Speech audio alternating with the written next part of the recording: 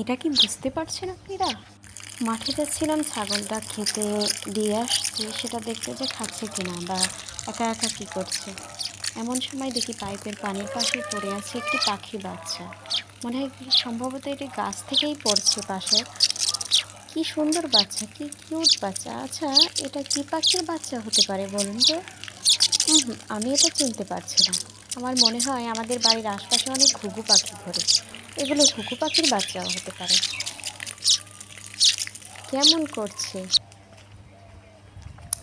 ছাগলটা হামাগুড়ি দিয়ে খাচ্ছে, দেখছেন? ছাগলরা বুঝি এমন করেই খায়।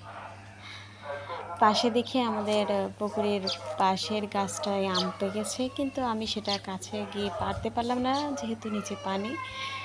আমি আর গোসল করে উঠছি। আর দেখি লেবু গাছটা একেবারে তেলাকুচের পাতা দিয়ে চেপে ধরছে, যার কারণে লেবু গাছটা পাতা শুকিয়ে যাচ্ছে আর এইভাবে আটকে আছে। এগুলো হাত দিয়ে আমি নেড়ে চেড়ে ছাড়িয়ে দিলাম, ছিঁড়ে।